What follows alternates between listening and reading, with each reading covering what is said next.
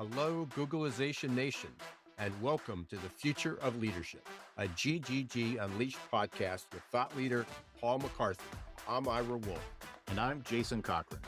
In each of Paul's episodes, we'll cover practical insights, tips, and executable activities to get you thinking about the future of leadership in your organization. Let's begin. It's time to reframe the narrative. It's time to create the conditions for our leaders, leadership teams, and organizations to have open and honest conversations that matter. I'm Paul Mack from Paul Mack Leadership, just a poor boy from Shepherd's Bush, challenging the way things are done. I've adopted a counterintuitive approach to the future of leadership that's starting to gain traction. What I'm sharing is raw, it's unconventional, but it's always focused on having the conversations we need to have. Through our work, research, and understanding of current and future trends in leadership, we now know that organizations will increasingly need a different philosophy, mindset, and approach to support their organizations and leaders to navigate ongoing disruption. Fired leadership, as you will see, introduces the 5 critical leadership qualities that leaders and organizations will need to successfully navigate this ongoing disruption. And currently, leaders who demonstrate these 5 critical leadership qualities are being sidelined, marginalized, and even fired when they display them. No other leadership philosophy, program, or practitioner talks about these future leadership qualities as being critical to the future of leadership.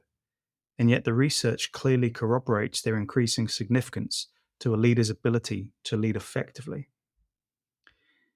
In the next 5 episodes of this GGG Unleashed series on the future of leadership, we'll introduce each of these leadership qualities and show you at a high level how to define this leadership quality in your leaders, what it's like when a leader exudes this leadership quality, and the impact on your organization of a leader who demonstrates this leadership quality. By the end of each episode, you'll also have some practical tips to help you and your organization begin to identify, recruit, onboard, and develop leaders in your current leadership pool and future leadership pipeline who have these much needed 5 critical future leadership qualities. Now I'm going to introduce you to the original disruptive leader, the fired leader.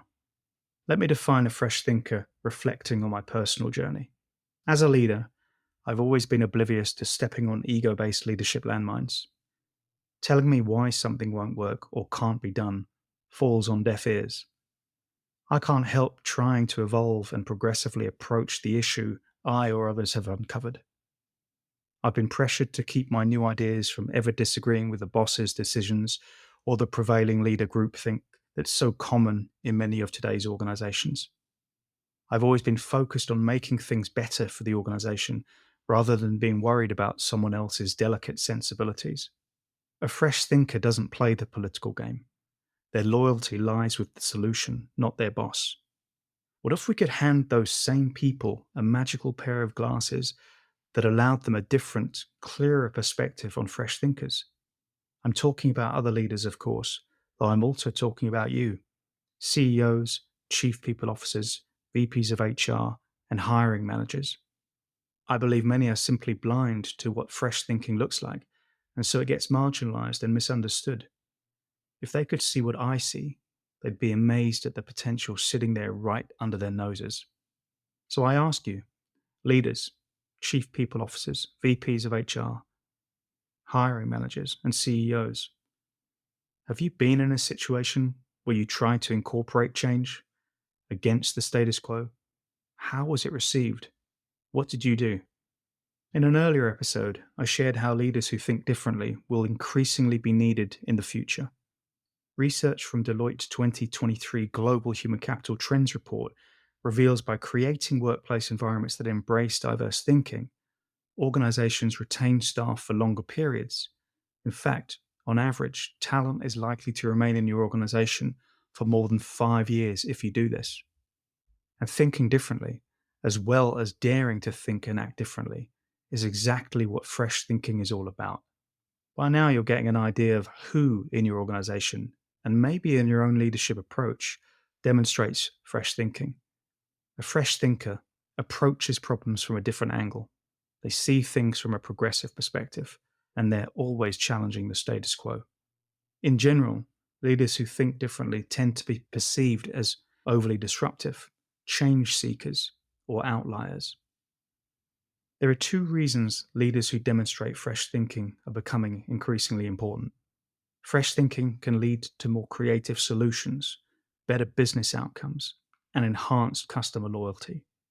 And secondly, new ways of thinking are going to be a critical part of the future of work and to organizations if they want to differentiate themselves from their competition and attract and retain clients and talent. So, with all that said, I ask you this: how are leaders with these qualities perceived as part of the leader identification and recruitment process in your organization? And do you recognize leaders in your own organization who have this leader quality? Be honest. Are these qualities present or encouraged in your leaders, or are they marginalized or discredited for displaying them? If you remember Mr. Suits from episode 4, making the case for the disruptive leader, I shared specifically with reference to Mr. Suits and the revenue diversification strategy. I began to try and discuss with Mr. Suits as part of preparing for the impending recession. Remember? I'd been brought into Green Global to support the growth of one of its practices. Its revenue target for that fiscal year was $50 million. Even after the Son I've Got Suits Older Than You meeting, listen to episode 4 again for more context, I still had the determination to bring my fresh thinking and new ideas to the table. I tried to point out the looming economic recession and the reality of the disruption that that would bring. The other leaders wouldn't hear of it, do things differently than they'd always done. Who would be crazy enough to do that?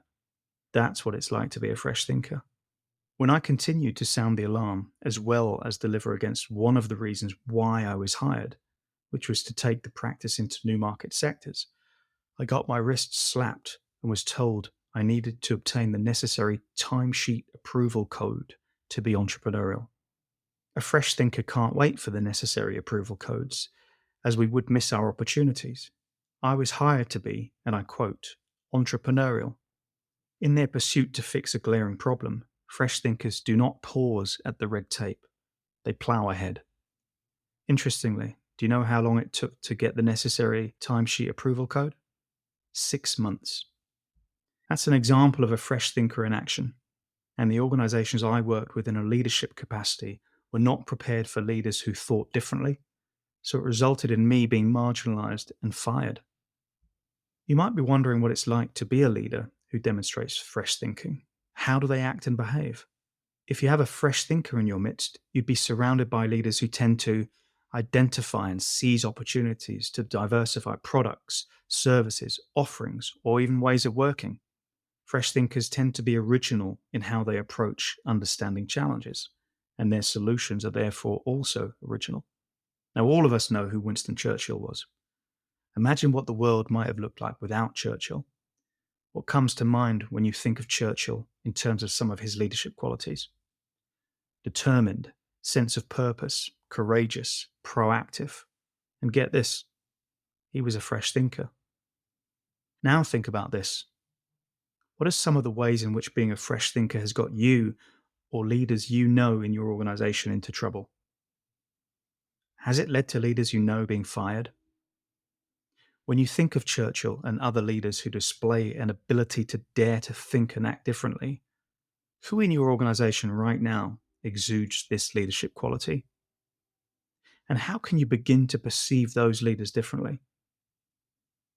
Take some time to think about what being a fresh thinker means for you, for your leaders, for your organization, as well as the clients that you serve. I'll close off Mr. Suits by illustrating the actual impact, direct and indirect, to an organization that does not encourage, celebrate, or leverage leaders who are fresh thinkers. Between the inevitable recession, which my colleagues and Mr. Suits deemed an exaggerated concern, and the failure to diversify their client base, as well as the organizational bureaucracy prevalent, the office that year grossed a mere $5 million against their target of $50 million. I tried to warn them, as a fresh thinker does. Their interests are always to support the organization. As you ponder on this, Take note that thought leader Gary Hamel's research places the cost of corporate bureaucracy in the US at more than $3 trillion per year. That's more than the economies of Brazil and Russia put together, all wasted on red tape and paper shuffling. Given what you've heard in this episode about leaders who are fresh thinkers, if you let them, what impact do you think a fresh thinker can have on their team, productivity, morale, talent retention rates, client success, as well as your organization remaining competitive in terms of ongoing evolution in the wider industry? I'll illustrate an example of a leader whose fresh thinking has had significant impact. Remember the Blockbuster and Netflix story? The founders of Netflix, Reed Hastings and Mark Randolph, proposed that Blockbuster acquire Netflix, which they would rebrand as Blockbuster.com. The former Netflix team would then run the online segment while Blockbuster Video kept running their physical stores. When the Blockbuster CEO asked what amount Hastings had in mind, the answer was $50 million, an amount less than Netflix's projected losses for that year. As soon as Hastings named that figure, Randolph noticed an odd expression flit across the Blockbuster CEO's face. He was trying not to laugh. Now fast forward, and as we all know, Netflix survived, and in 2002 they went public and raised about $85 million.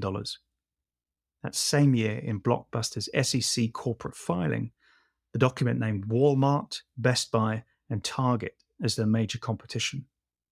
Notably absent was Netflix or any other type of online entertainment. In 2003, Netflix finally posted a profit 6 years after being founded. That year, Netflix grossed $272 million. Hastings and Randolph were already working toward radically changing their own business model during a time when the company had finally begun to take off. Complacent, these two fresh thinkers were not. Not only did its DVD subscription rake in profits, but the company's streaming service took off too. Just 3 years after Blockbuster filed for bankruptcy, Netflix began offering original content and as a result came into direct competition with other major players like Universal, Warner Brothers, and Paramount. By 2020, it achieved the milestone of being the largest media company by market capitalization in the world. And Blockbuster could have bought the whole business for $50 million. Reflect on the leaders you have in your organization. How can you position those leaders to have a greater impact than you may currently be allowing them to have? What do you think the estimated cost is of discouraging a leader who is a fresh thinker in terms of morale, productivity, retention, as well as costs and lost costs or stifled innovation?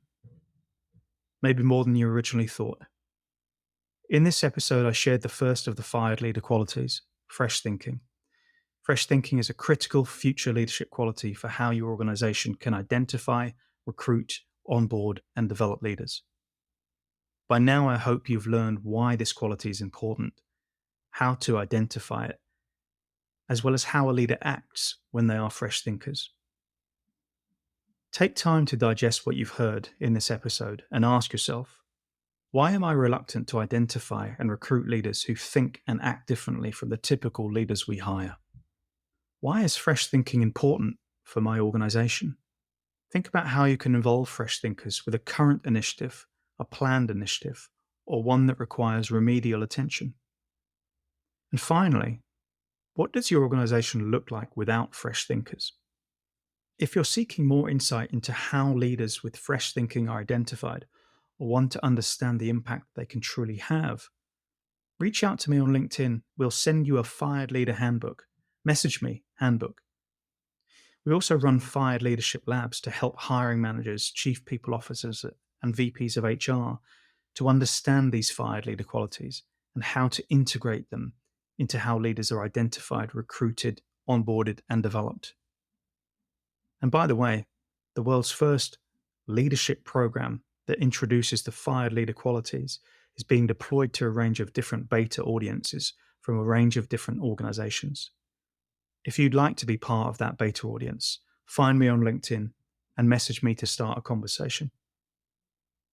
Thanks for listening today. That's it for today's episode. Thank you for tuning in and learning about the future of leadership. We'll be back next month with Paul for another episode. But until then, please visit Paul's website for additional resources at paulmacleadership.com. And until next time, don't let the shift hit your plans.